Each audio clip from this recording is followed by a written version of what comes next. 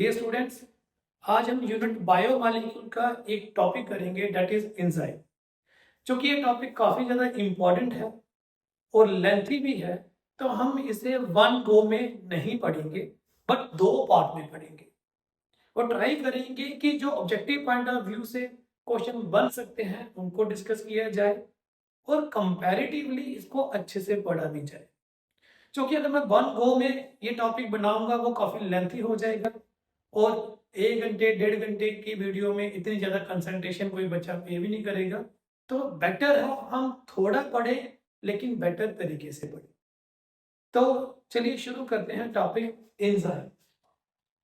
देखिए एंजाइम की डेफिनेशन किसने डिस्कवर किया, क्या इसकी प्रॉपर्टी है, वो डिस्कस करने से पहले हम देखेंगे कि एंजाइम वर्ड जो है ये कहाँ से लिया गया है। एंजाइम वर्ड जो है वो ग्रीक वर्ड है जिसका मतलब होता है विद इन यीस्ट। इन जो वर्ड है इसका मतलब है विद इन और एंजाइम जो है वो यीस्ट से लिया गया वर्ड है। तो बेसिकली हुआ क्या था कि जो कोहन है इसने ये टर्म कॉइन की थी एंजाइम। क्यों टर्म कॉइन की थी? क्योंकि इसने देखा कि जब हम यीस्ट को किसके साथ मिक्स करें, शुगर के साथ, तो यीस्ट को जब हम शुगर के साथ ऐड अप करते हैं तो ये अल्कोहल बना देता है, राइट। तो उसने देखा कि यीस्ट के अंदर ऐसी प्रॉपर्टी है कि वो एक केमिकल रिएक्शन कर देता है और वो यीस्ट के अंदर है, राइट। दैट इज व्हाई इसने नाम दिया एंजाइम। मतलब within the yeast there is something that can accelerate the chemical reaction और वो अल्कोहल बनाने में हेल्प करता है। क्योंकि थ्योरेटिकली उसने देखा था, प्रैक्टिकली उसने उस एंजाइम को निकाल कर उसके बारे में स्टडी नहीं किया हुआ था। सो हम इसको क्रेडिट देते हैं सिर्फ टर्म कॉइन करने का, लेकिन इसको पहली बार जिसने डिस्कवर किया था और इवन आइसोलेट किया था उसका नाम था बकलर इन 1897 और इसकी डिस्कवरी की वजह से इसे नोबेल प्राइज दिया गया इन 1903। तो टर्म कब दी गई थी? 1877 में। एक्चुअल में डिस्कवरी कब की गई और आइसोलेट किया गया? 1897, मतलब 20 साल के बाद। तो आज टर्म दी जाती है और 20 साल के बाद उसे डिस्कवर किया जाता है, आइसोलेट किया जाता है, राइट। अब बेसिकली एंजाइम है क्या? टर्म तो हमने पता चल गई कि ये ग्रीक लैंग्वेज से लिया गया। किसने टर्म दी वो भी हमने पढ़ लिया और किसने इसको डिस्कवर किया और आइसोलेट किया वो भी हमने पढ़ लिया। अब हम पढ़ेंगे कि एंजाइम होता क्या है। तो बेसिकली एंजाइम एक बायो कैटलिस्ट है।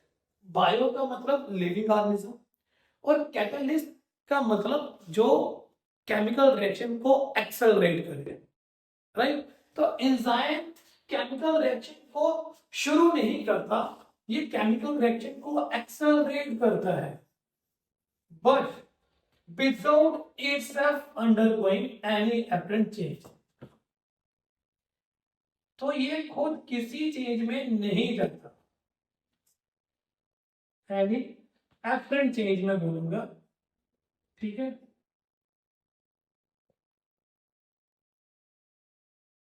तो एंजाइम एक ऐसा बायोमॉलिक्यूल्स है, क्योंकि ये याद रखना ये लिविंग ऑर्गेनिज्म के अंदर है जो कि बायोलॉजिकल ओरिजिन है। हमने लैब में नहीं बनाया इसे, बायोलॉजिकल ओरिजिन है जो कि केमिकल रिएक्शन को शुरू नहीं करता बट एक्सेलरेट करता है, राइट। तो एंजाइम केमिकल रिएक्शन को शुरू नहीं करवाता बट उसकी रेट ऑफ रिएक्शन को बढ़ा देता है without itself undergoing any apparent change.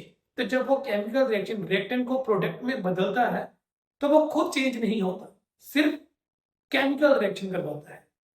तो कौन कौन सी चीजें इंपॉर्टेंट है कि ये बायो कैटलिस्ट है, दूसरा ये बायोलॉजिकल ओरिजिन है, मैं वो यहां पे लिख देता हूं कि ये बायोलॉजिकल ओरिजिन है इसका, जो एक्सेलरेट करवाता है। मैंने स्टार्ट नहीं लिखा, एक्सेलरेट करवाता है केमिकल रिएक्शन को बट खुद किसी भी चेंज में इन्वॉल्व नहीं होता, मतलब खुद में कोई चेंज नहीं आता, राइट।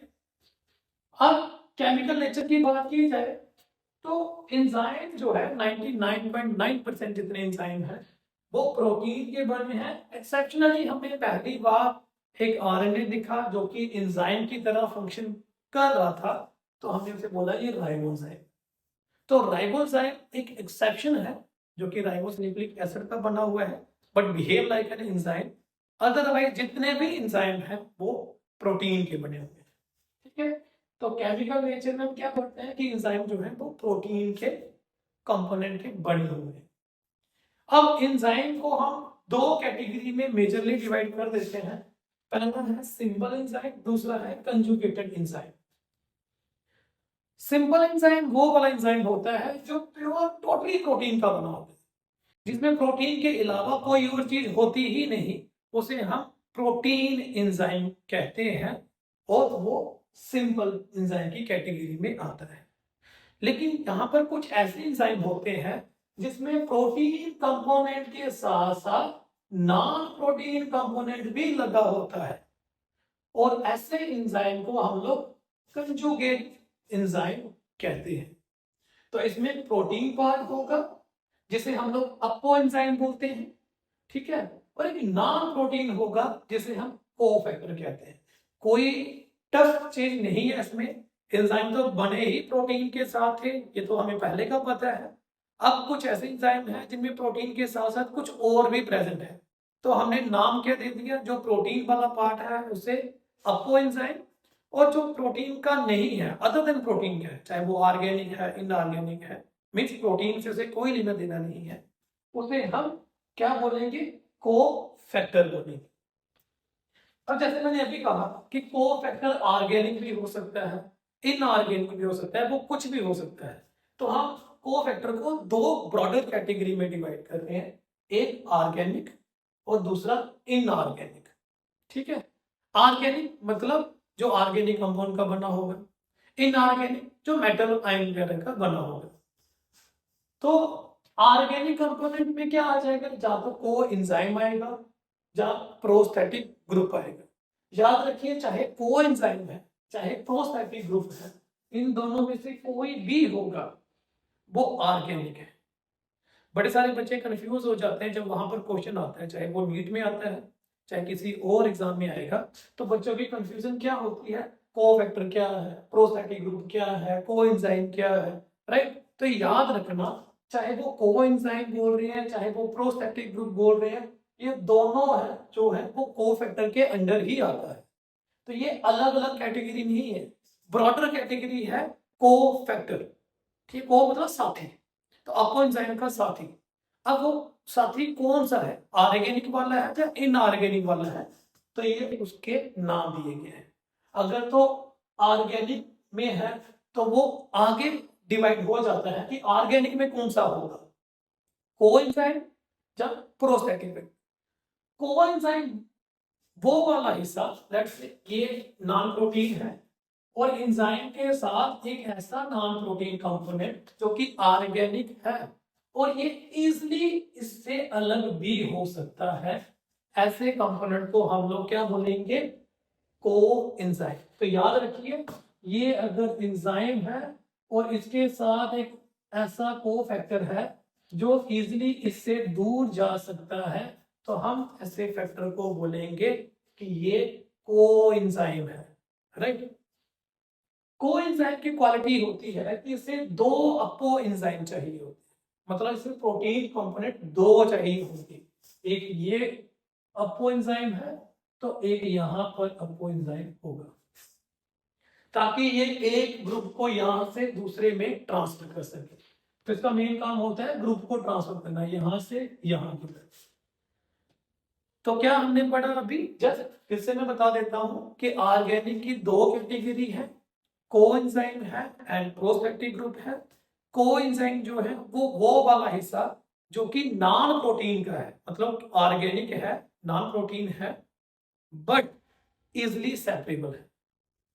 देन आता है प्रोस्टेटिक ग्रुप, ये भी ऑर्गेनिक का ही है क्योंकि ऑर्गेनिक की कैटेगरी में पढ़ रहे हैं, बट ये इजिली सेपरेबल नहीं होता। ठीक है, तो एक वो जो इजिली सेपरेबल हो जाएगा, दूसरा जो इजिली उससे सेपरेट नहीं होता उसे हम प्रोस्थेटिक ग्रुप कहते हैं। देन आता है इनऑर्गेनिक। तो इनऑर्गेनिक में वो वाले एंजाइम जिसमें अपो एंजाइम के साथ कोई मेटल आयंस वगैरह लगे हैं, जैसे वो जिंक हो सकता है, मैग्नीशियम हो सकता है, राइट, कॉपर हो सकता है, वटेवर। तो इसे हम बोलेंगे इनऑर्गेनिक जो है वो वाला हिस्सा। तो अभी तक यहां पर हमने पढ़ा कि भाई ब्रॉडली जहां तो एक एंजाइम पूरे प्रोटीन का बना होगा या फिर उसमें प्रोटीन और नॉन प्रोटीन दो कंपोनेंट होंगे। सोचो ये प्रोटीन है और ये छोटा सा नॉन प्रोटीन है। अब ये नॉन प्रोटीन ऑर्गेनिक भी हो सकता है और इनऑर्गेनिक भी हो सकता है। तो इनऑर्गेनिक तो इजिली डिफरेंशिएट कर सकते हैं भाई, मेटल आयंस होंगे, इसकी कहानी खत्म। अब ऑर्गेनिक जहां तो ये इजिली से अलग हो सकता है, राइट, तो उसे हम कोएंजाइम बोलेंगे।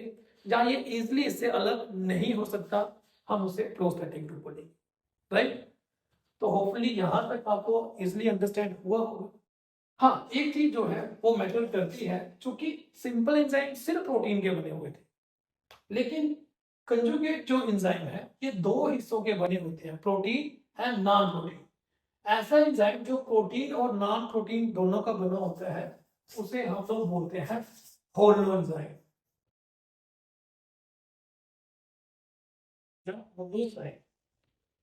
होलो का मतलब कंप्लीट एंजाइम, आधा होगा तो वो कंप्लीट एंजाइम नहीं है। तो होल एंजाइम में प्रोटीन पार्ट और नॉन प्रोटीन पार्ट दोनों चाहिए होते हैं, ठीक है, सिंपल है। अब एंजाइम की सबसे इंपॉर्टेंट चीज क्या होती है, तो वो होती है उसकी एक्टिव साइट। देखिए एंजाइम जो है वो स्पेसिफिक केमिकल रिएक्शन कराता है, ऐसा नहीं कि एक एंजाइम जो है वो डिफरेंट टाइप की केमिकल रिएक्शन करता रहे, ऐसा नहीं। एक पर्टिकुलर एंजाइम एक पर्टिकुलर टाइप की ही रिएक्शन शो करता है। It means enzyme are specific, बड़े चूजी होते हैं कि भाई मैंने कौन सा काम करना है, इस काम के अलावा मैं नहीं काम करूँ। अगर कोई दो भाई हैं और वो आइडेंटिकल ट्विंस है तो ये बोलेगा कि मैंने एक की हेल्प करनी है, दूसरे की हेल्प नहीं करूंगा। तो ये मैंने आइडेंटिकल ट्विंस की बात क्यों की, क्योंकि यहाँ पर कुछ मॉलिक्यूल्स होते हैं जिसके, जैसे अल्फा डी ग्लूकोज हो गया या बीटा डी ग्लूकोज हो गया, तो वो वाला एंजाइम जो अल्फा डी ग्लूकोज का काम करता होगा, उसे केमिकल रिएक्शन करवाता होगा, वो बीटा को टच नहीं करेगा। तो एंजाइम इतने ज्यादा चूजी होते हैं, इतने ज्यादा स्पेसिफिक होते हैं, और उनकी ये स्पेसिफिसिटी होती है due to the protein part. ठीक, तो सिंपल एंजाइम में तो प्रोटीन ही था, उसकी बात तो खत्म। लेकिन जो कॉम्प्लेक्स एंजाइम है, मतलब जो कंजुगेट एंजाइम है, तो अब बात आ जाती है कि भाई उसमें से कौन सा स्पेसिफिक का हिस्सा है, वो वाला ओ फैक्टर वाला हिस्सा है या अपो एंजाइम वाला। तो ये प्रोटीन पार्ट जो होता है एंजाइम का, उसमें एक साइट होती है जिसे बोला जाता है एक्टिव साइट, जो कि हाईली स्पेसिफिक होती है to perform a chemical reaction. It means अगर ये आपका एंजाइम है तो यहाँ पर एक ओ फैक्टर लगा हुआ है, वो कुछ भी हो सकता है, coenzyme, prosthetic group, inorganic molecule, whatever. तो ये कहता है कि स्पेसिफिसिटी भाई इस हिस्से की एंजाइम की वजह से है, ये है जो स्पेसिफिक है। और ये जो कप शेप ऐसे मैंने जो झुकाया हुआ है, तो एक्टिव साइट ऐसी ही होती है, right. Then characteristic features of enzyme, enzyme के क्या कैरेक्टरिस्टिक फीचर जो हैं वो होते हैं। सबसे पहले एंजाइम प्रोटीन का बना होता है, एक्सेप्ट द राइबो एंजाइम, जो कि हम ऑलरेडी डिस्कस कर चुके हैं यहाँ पर, ठीक है। तो एंजाइम प्रोटीन के बने होते हैं। दूसरा एफिशिएंसी, एंजाइम की बेहद एफिशिएंसी होती है। एफिशिएंसी मतलब इतने बेटर तरीके से किसी केमिकल रिएक्शन को कर रहा है। एक एंजाइम की एफिशिएंसी डिपेंड करती है उसमें नंबर ऑफ एक्टिव साइट कितनी है। More the number of active site, more the efficient enzyme would be. मतलब एफिशिएंसी क्या बोलोगे कि आप कोई काम कितने अच्छे तरीके से करते हो, राइट। और आप कोई एंजाइम कोई काम कितने अच्छे से कर सकते हैं वो डिपेंड करते हैं कि आपकी क्षमता कितनी है। तो अगर एक एंजाइम में एक ही एक्टिव साइट होगी तो नेचुरली बात है रेट ऑफ केमिकल रिएक्शन उसकी धीरे चल रही होगी। अगर एक एंजाइम में more than one active site है, इधर भी है इधर भी है, तो ऑब्वियसली बात है इसकी एफिशिएंसी इससे ज्यादा ही होगी। तो एफिशिएंसी में हम क्या पढ़ते हैं कि भाई जिस एंजाइम की जितनी ज्यादा एक्टिव साइट होगी वो उतना ही ज्यादा एफिशिएंट होगा। देन स्पेसिफिसिटी, हमने ऑलरेडी डिस्कस किया एक्टिव साइट में कि एंजाइम हाईली स्पेसिफिक होते हैं और ये स्पेसिफिसिटी होती है due to the protein part of the enzyme. फिर आता है चेन ऑफ रिएक्शन। देखिए, आप एंजाइम को एज सच नहीं लेके चल सकते कि ये इंडिविजुअली एक रिएक्शन परफॉर्म कर रहा है। एंजाइम हमेशा मिलजुल के केमिकल रिएक्शन करते हैं। तो एक एंजाइम एक रिएक्टेंट लेट्स से ए को बी में कन्वर्ट करने के लिए एक एंजाइम है, बी को सी में कन्वर्ट करने के लिए दूसरा है, सी को डी में करने के लिए। तो एंजाइम मिलजुल के काम करते हैं। एक एंजाइम ये वाली रिएक्शन कराएगा, दूसरी ये वाली, तीसरी ये वाली। एक भी एंजाइम मिस होगा तो वो चेन जो है वो रुक जाएगी, राइट।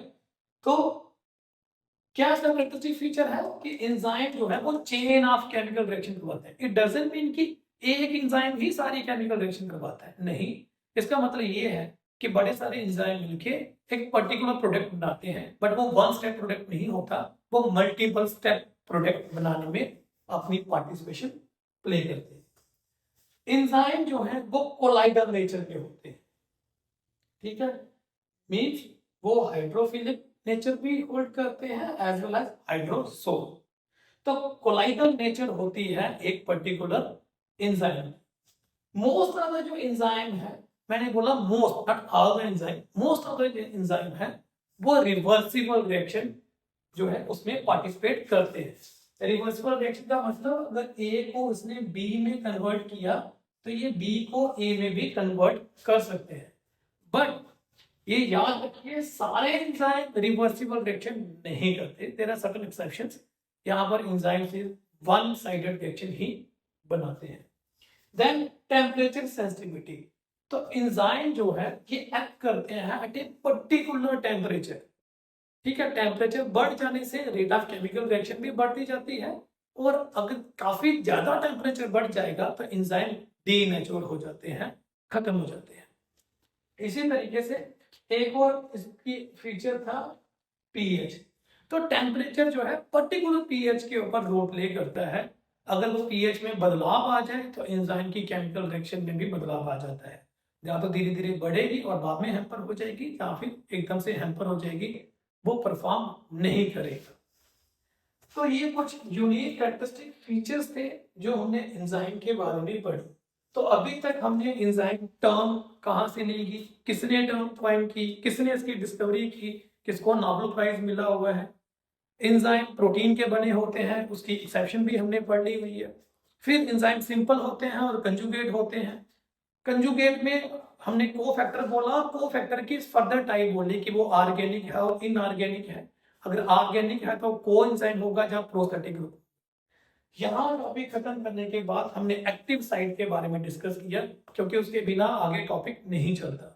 एक्टिव साइट के बारे में पढ़ा कि भाई एक्टिव साइट वो वाली है जो कि स्पेसिफिक केमिकल रिएक्शन करवाने के लिए जरूरी है।